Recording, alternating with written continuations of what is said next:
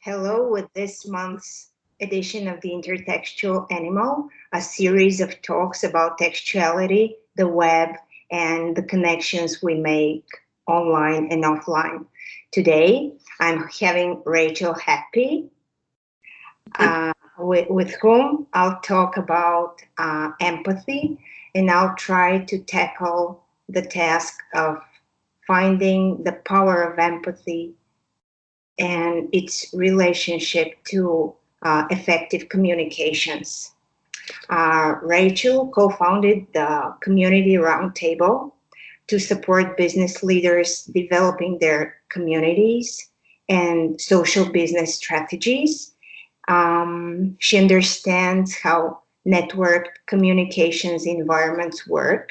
And not only that, but she uses this understanding to transform the way people work and collaborate, and most importantly, align their passions and skills and relationships. So very happy to introduce you to her. Thank you. Hi. Would you like to say a few words from you? Sure. I mean, I have had, I come back to everything is about relationships and trust and the way we communicate with each other. And I'm a big fan of talking to each other rather than talking with each other, I guess, rather than talking at each other. And so I think the future is about dialogue. And that's where all the that intersection of me and you is where interesting things happen, and where innovation lies, and where connection lies, and where trust lies. So that's kind of my belief. We can start with a thread. This is how I imagine that we'll start our conversation, with a thread we started weaving back some months ago when we met for a conversation together. And what impressed me back then was that you told me that a lot of businesses are using the benefits of networks without nurturing these networks, and without being aware, or maybe just ignoring the fact that these networks have negative effects too, and they need to be nurtured. Can we start from here? The idea for dialogues and everything. Well, so I part of this was watching the Uber, Airbnb, Facebook, Amazon, all these networked models that everybody's looking at and going, oh, we want to be the network or the Amazon or the Uber of whatever business they're in. And they really have a shine to them right now. And that's in part because they've understood the structural benefits of networks. Meaning, if you aggregate everyone onto a platform, they're kind of locked in because there's no alternative. And so Facebook, it's where everybody is, so it's where everybody is. So you're going to go there. So they've been able to ignore something, which is because they don't have competitors yet, is that they can be extractive in their business model. Meaning they can say, come here, we're going to advertise to you, or if I'm Uber, I'm going to pay you the lowest possible wage I can, because we're the only game in town right now. And I look at them and see a lot of risk there, because they're not sharing the wealth with the people creating the wealth. So in Facebook's case, they're not paying the content creators for the content. In Uber's case, they're not paying the drivers any more than they absolutely have to. So there's no loyalty and connection above and beyond the transaction for the people participating in that network. And for me, they're missing a real opportunity to lock in the relationship as well as the business transaction. Mm-hmm. Which reminds me of something. Again, you told me that networks based on interactions are far more stronger than the ones based on transactions. Yeah. And if there is a need for a behavioral change, where does this start from? So I think, my subtext of my business is control is for amateurs, because we keep wanting to provide perfect things, transactions for our customers. And we ignore the fact that things that are co-created, a conversation, a product, a market, whatever that thing is much stronger than a transaction that I give to you. And you give me a straight value exchange back. So you can give me a Tiffany's diamond ring, but if I don't want a Tiffany's diamond ring, it's just a transaction. I can give it back, I can sell it, but if I helped make a ring with you, that has meaning and context for me that's very personalized. And so I'm a lot less likely to get rid of it. So it's not a transaction anymore, it's an experience. It's something I poured my heart and soul into. It creates a completely different type of relationship than I went and paid X money for a car.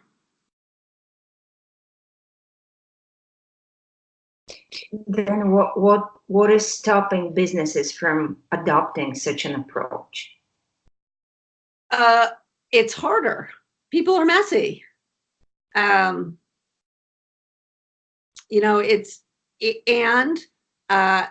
So fundamentally, I think the driver is short-termism on the financial side. We're looking for quarterly results. And so we want predictable revenue in the door sooner rather than waiting until it's cheaper to get that revenue by cultivating a relationship and waiting until the other person is ready. So humans are unpredictable, and we're trying to make business predictable. And in trying to make business predictable, we're trying to force outcomes. There's something called obliquity too that's related, which is the linear path to something is okay if it's a simple end. I need to walk downtown, I'm going to walk straight. That's a pretty simple thing. But as problems and solutions get more complex, it's harder to take a linear direct route to them. Meaning, if I want shareholder value, the straightest, most compelling path to get shareholder value is not to pursue shareholder value. It's to make my customers happy. And by making my customers happy, they will pay me more, and that will make shareholders successful. But if I just pursue shareholder success, that's unlikely to actually yield shareholder success, because then I'm going to kind of constantly ask shareholders what they want. Mm-hmm. And I may ignore my customer, and then the customers won't give me money. So and related, we're moving into a business environment where all of our problems are complex rather than complicated or simple. So the Model T was a complicated thing. Production lines worked perfectly for that. Climate change is not kind of complicated, it's complex. Like, no one organization is going to solve that problem. And so we can't operate with the models we have historically used to solve complex problems, because they're not mechanical anymore. They involve people and how we feel about things and multiple stakeholders and multiple organizations. And so I heard this great presentation from Atul Gawande, who is a public health, he's a surgeon, but he also speaks to public health these days, and he talks a lot about the culture of medicine and the culture of the surgeon being gods. And he's like, 50, 75 years ago, a specialist surgeon could know everything the world knew about their specialty. And in that environment, they were God because they knew everything there was to know about that. And now we know that medicine is more complicated and more complex than that. And it's all interrelated. And so that specialty now has to interact with all these other specialties to actually solve the problem. Yet the culture is one where the surgeon is God and the surgeon can't collaborate because they're used to calling the shots. But to actually solve the complex problems they're presented with now, they need to learn to collaborate.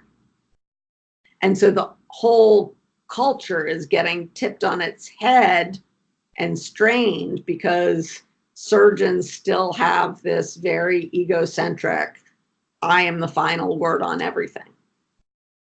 And it's causing outcome issues. It's causing performance issues and expense issues in medicine. Okay, with these moving elements, these dynamics, how do you strategize? How do you target? How do you shoot the moving target? Well, so I think the first thing to grapple with is we're in an age of paradox, right? So there's no one answer anymore. Mm-hmm. So we only have a range of options. And when you have a range of options, you basically have to figure out what's the best option for the group, not you as an individual. Mm-hmm. And so, like, if we go back to the medicine, Atul Gawande also does a lot of end-of-life care. And he's like, the way we used to treat elderly people is we'd do any means necessary to keep them alive for as long as possible. Well, now we can keep them alive on a respirator for months and months and months. But that's not what the patient wants. That's not what the family wants. And so now we have to talk to the patient about, how do you want your life to end? And doctors have no training in talking to patients about that. Mm-hmm. And it's not a mechanical process. There are a lot of options for how we could treat cancer care. Here's the range. My job is to help facilitate the conversation and to help you make the right choice for you. But ultimately, the decision is the patient's. Do you want to be aggressive and live as long as possible in a hospital bed? Or do you want to go travel for 6 months with your grandchildren and have the best 6 months you can, knowing that it's going to shorten your life? It sounds like the basics of empathy again, needs and wants. Yeah. Is this what you facilitate, what you translate when a business approaches you as a specialist? Yeah, they don't typically understand that that's the problem that they're facing. Okay. So they don't get down to the level of like, we're not communicating correctly. That's not the problem they're aware of. The problem they're aware of is we're not innovating fast enough. We're not agile enough. We're not collaborative enough. We need to build solutions rather than products. So that means we need to work across services and product lines and market teams. We need to streamline the customer experience, which again involves product and marketing and customer support. And somehow we can't manage to do that. And so how do you do that? And one piece of that is the getting way down to the conversational level of how do we have that conversation? But then there are also these big structural issues, like how do we measure performance? And it turns out if you go to senior executive level, we're measuring performance in very individualized or siloed ways. Back to the surgeon is king. We look at the head of customer care, and their whole metric stack is around just customer care. It's not around customer experience. It's around how efficiently are they delivering something that costs the organization money.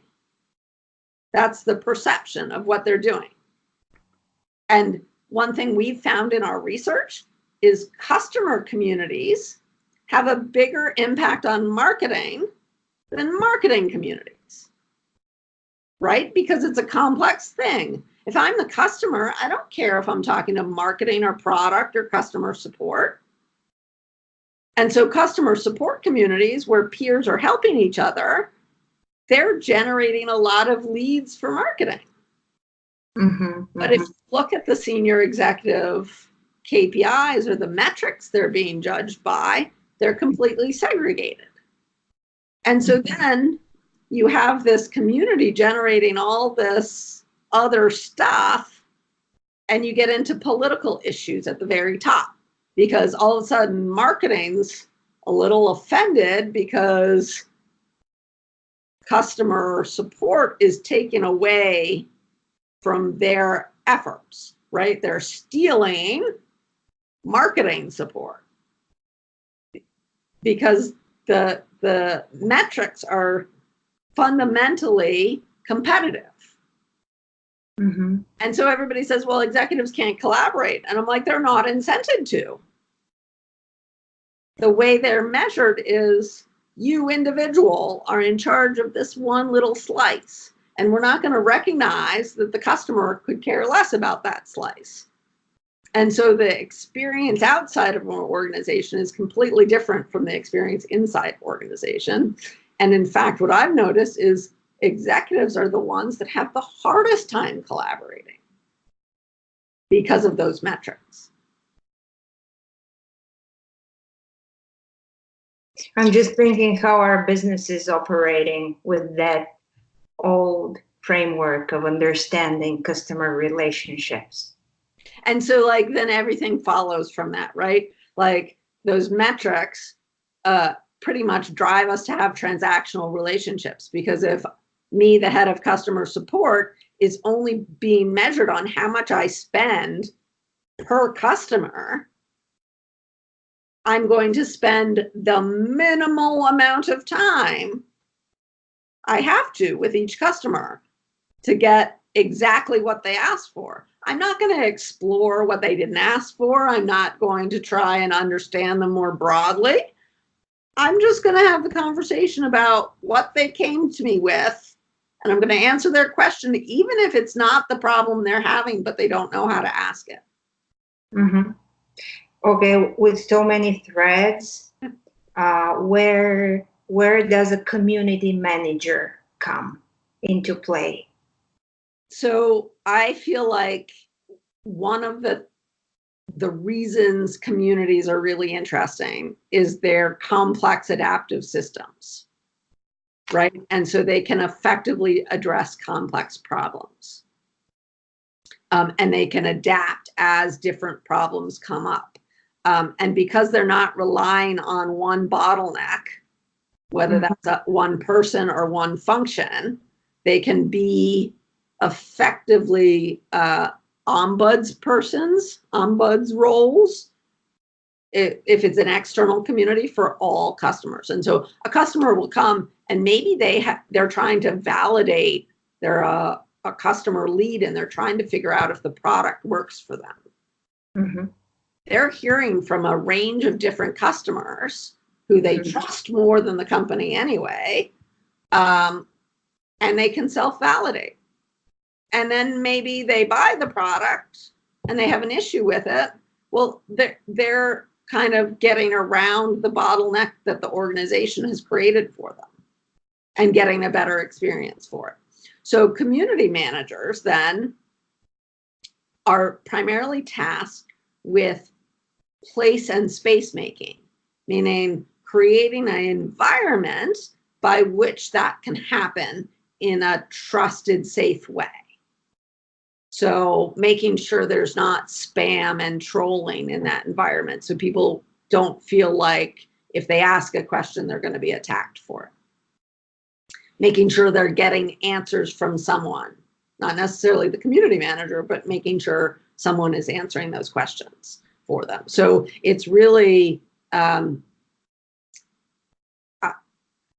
there's a whole conversation in the community space. It's not that different from being the mayor and the police chief of a town, right? Like you've got your moderators, which are the police, and you've got your mayor, who's creating the structure by which the community can thrive, but it's all in the digital realm.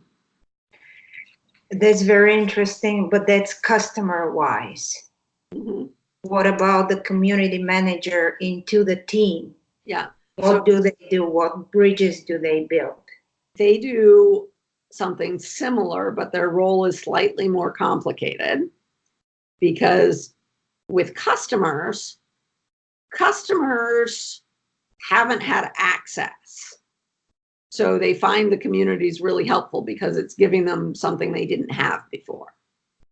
With employees, they already have a way to do their job and they're under an employment contract. So they don't want to do anything that's going to get them fired or even like put a bullet on their back or a target on their back, because like, I don't want to stick my head up and like make waves, because that just gets me unwanted attention internally.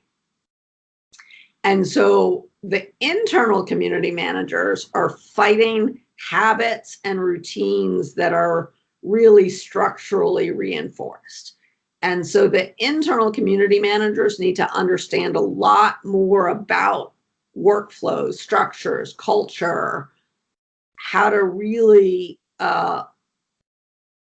kind of slowly adapt behaviors in a way that doesn't upset the apple cart too much as it happens. So they're getting culture change, but slowly and co-created, so that nobody gets so off kilter or off, like the power structure kind of changes as you include more people, as you allow employees to co-create. And so everybody needs to get comfortable with that power shift. Mm-hmm. So you can't just kind of flip a switch and be like, we're all gonna just mix it all up today. And in fact, that won't happen, because people again know they can be fired. So nobody wants to upset the internal culture that much, generally speaking. So it's much more delicate to change a habit than to give people a new access or new behavior that they didn't have before, if that makes sense. It does. Would it be an exaggeration to say that community managers work through empathy and dialogues? Yes. And how do you translate this into things that can be measured? So you can measure the behavior. Mm-hmm. You can measure the behavior change. And so if I am really good at empathy, I can understand what somebody's trying to do and help them understand how to do that better and make sure it's rewarded socially. Right? Mm-hmm. So we're kind of constructing and hand-holding people to show them a new way of doing something. And the idea is that you're doing that for one person and then a set of people, and then you're getting to inflection points in the network where enough people are doing it a new way that they're starting to bring other people into the fold, because they're like, this is a much better way of doing this than emailing 20 people, for example. You know, if I work out loud in a transparent environment, I connect with people I don't know. that have a better answer for me than the 20 people I happen to know that I could email. And so it's really, for the community manager, it's really about understanding the context of how people are working and also appreciating where they're feeling anxious or fearful and not pushing them too far too fast. So just slowly nudging them into better ways of working. Mm-hmm. I feel I need that method for making people write more, people within corporate environments. Well, so this is the problem. You can't make them. So then you have to Fire. You have to inspire. Exactly. You have to inspire them to write more. And so then part of like community management is making things fun. Like, right? Like a little fun, a little exciting, a little you have to set it up such that people always feel like they get more out of something than they put in. See, there's a method to this. It's not only about intuition. No, it's not just about intuition, right? So an example, and this is an example I give a lot, is in our community, we do something every week called a Work Out Loud thread. What we're asking people to do is just share three priorities of yours this week. Not how long they've been on your task list. Don't share anything about the mess. Just like, what are you working on this week? And we ask them to do that for, it's a well-known productivity, like write down what you want to do. You're more likely to do it. It's also like we say, so the rest of the community can get to know you, kind of share what you work on. The hidden objective there, though, is that we're orchestrating serendipity. Because what happens is somebody says, well, I just finished a training module or a white paper or a whatever. And somebody else comes along and says, oh my God, that's been on my to-do list for 3 months and I can't figure out how to do it. Could we talk? And more often than not, the first person will share their work, save the second person weeks of time, and help them see how to do that. And so all of a sudden, for a simple 5-minute, here's what I'm working on this week, all of a sudden, every few weeks, I'm getting a huge bump in productivity. And so, amazing. Yes, it is. That's why social media, at its benefits side, is good, because you're somehow thinking out online. And you're getting immediate feedback. And so, in the old world, we used to, I remember in my 20s, you'd do an entire presentation deck for a client. And you'd give this entire draft to your boss. And they'd redline the entire thing. And then you'd spend almost as long redoing it. And now I refuse to work that way, right? I write research, I write all sorts of things, but I'm doing this now with this year's research. I want to nail the key findings and how I frame those before I write anything. I mean, I've looked at all the data. I understand kind of what I want to say, but I haven't written anything down in terms of like a draft. If the key findings don't resonate in the right way, or like aren't saying the right things to the audience I want to talk to, or they're hearing that in a way that I didn't intend, well, then all that writing would have to be thrown out. And so I'm not going to waste my time writing stuff that might need to be thrown out because I got the key message wrong. And so I get the key message wrong, and then I outline the narrative, and then I go back and say, does this narrative make sense? And they go, no, how do you jump from here to there? That doesn't make sense. And I say, okay, well, I need to fix my narrative. And now I will write it out. But if I did all that work and the narrative was wrong and the key findings were wrong, people couldn't even articulate what was wrong about that. Like, because it's so complete that they're like, this doesn't make any sense, but I don't know what's wrong with it. Like, it just doesn't flow.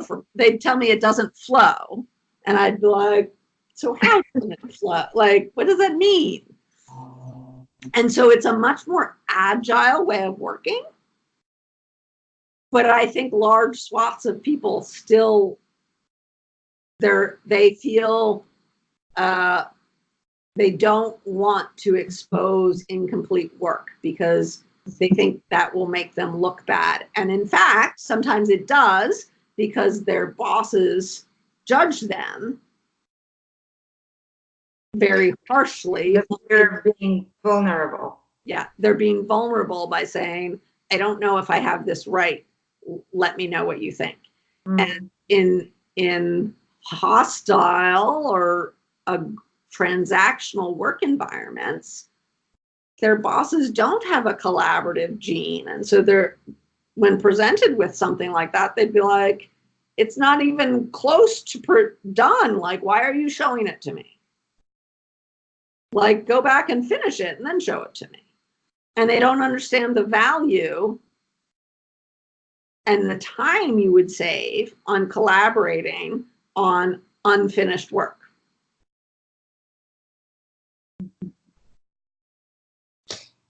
Speaking of this, of you creating that, because it's a text, right? What are the building blocks of a clear communication in a text? Narrative, right? You need and my favorite narrative, my favorite narrative is because it's such a human narrative, is past, present, future. So what's happened to get us here? What are we doing about it? And what's next? What is that going to look like if we do this about it? And where I think a lot of business communication fails is we start with the present and we don't go back and get on the same side of the table as the person we're communicating with and say, do we both see this problem the same way? We never kind of connect on that. And so then we're offering solutions, but we haven't agreed on the problem. Okay, trying to frame the problem. We're trying to frame the solution before we understand the problem. So in understanding the problem, you're getting the clear communication. Yes. In having conversations about the problem. Yeah. So, but that works in an email too, right? Like it works down at the like dialogue level, which is, you know, like just one or two sentences about here's the thing we're doing, right? Is like just confirming that you and we want to chat on the 25th, right? Like this is the thing we both want to do, and we want to chat about this thing, right? And I think this comes from a culture. Like recently I was chatting with somebody about this. There's this trope that executives are like, come to me with solutions, not problems. And I'm like, well, not all problems have solutions. And so if you don't want to hear the problems, you're just increasing your risk. And two, if you and I see the problem differently, no solution is going to solve that. And so aligning on the problem is really important, or opportunity. It may not be a problem, it may be an opportunity, but like whatever that is, like, what are we doing here? Why are we chatting? And I think people forget that all the time. And so then if you forget that, then it's really easy to get the solution wrong. And then you're sharing a vision of what the solution will do that the person you're communicating with doesn't care about.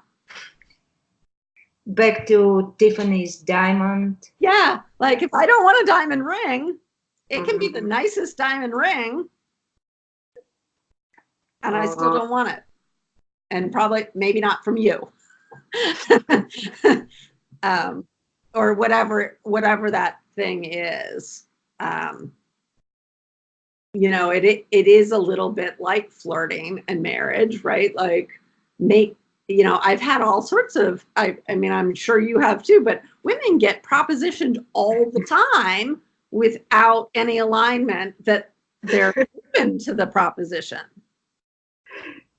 Right. And you're like, what? Like, I'm sitting here minding my own business and you swoop in like you're the solution to my problems.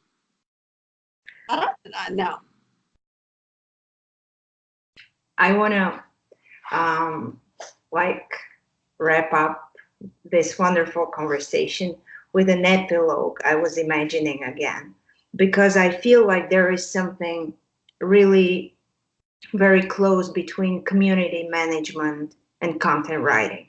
Mm-hmm. It might be me, but still, if you and me were to design a framework which would enable the community manager to feed the content writer with content or something like this.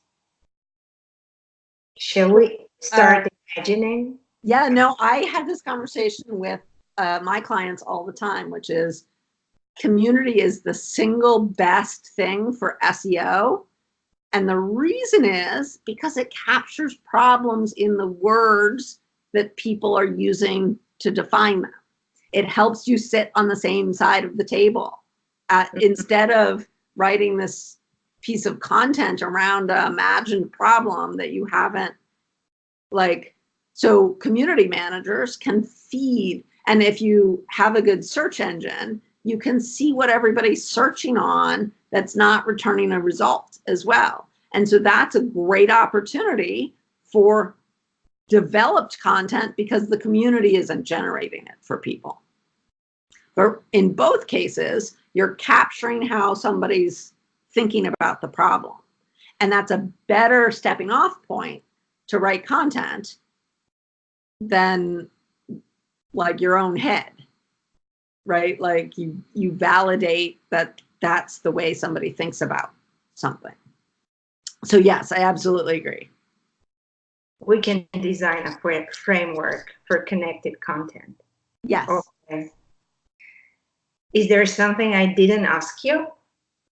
Oh, I don't know. I think we kind of got down some interesting rat holes. I think the thing that I would that I always try and remind people of is complex environments are actually more simple than they seem. Meaning, we just had a like really crazy conversation about a lot of different things, but at the end of the day, complexity is simple. It's made up of patterns and fractals that repeat again and again and again. And I feel like because of the way we think about measurement and what we look at, we get the fractal wrong. And so we see this complicated landscape when it's not that complicated. So we focus on the content of the dialogue and we focus on the transactions. We don't, and that's not the pattern that repeats. Like every time we have a conversation, it's about something slightly different. And so if we're focused on the content, we're never going to see the same thing twice. But the behaviors we see again and again. Me asking a question, you responding, you asking a question, me responding. That pattern happens over and over and over and over again. So with my work, I really try and focus on what's the behavior you want to see. And if you get the behavior right, the outcomes will come. But focus on that and once you start zeroing in on that simple behavior, managing the community or managing a complex environment gets much simpler. It's not a moving target. It's always looking at the questions and the answers and sharing content and reading content and responding to content. There's a set number of behaviors that just happen over and over again. And so it simplifies everything, because really I'm just trying to get people to ask more questions. What was the fractal a community is made of? Those behaviors. Like, it's the validating you and saying, that was a great idea. That's a behavior I want to see happen over and over again. I want people to share their thoughts and their content. I want that to happen over and over again. I want people to ask questions. People are horrible at asking questions. The better you get at asking questions, the better the innovation, the better the collaboration, the better all these complex outcomes. Could it be that the fractal of content is interaction? Yes. Okay. If you know more fractals, I will be happy to know them. Yeah. And so, like, one of them is like exploring behavior versus the simple question and answer. It's the paradoxical exploration of, like, I have this problem. What are all my options? I don't know the answer. I don't even have a guess at the answer. Help me figure out what the question is. The age of paradox. Yeah, that behavior is really, really critical if you're looking towards the future and innovation. People have to be able to, like, distill something they can't say easily yet. You have to use dialogue to refine this vague idea into something really specific. Oh, it started to sound alchemy-like. It's just talking to people, though. At the end of the day, it's just being able to be a good conversationalist. So it, like, all this complexity is really simple. Like, learn how to ask people what they think. And what they need. And what they need. And what their life is like. And what context and pressure and anxieties they're working under. Thank you for a beautiful dialogue. Stay tuned for the transcript, and I'll see you in the next episode of the Intertextual Anima. Bye-bye. Thank you, Theodora.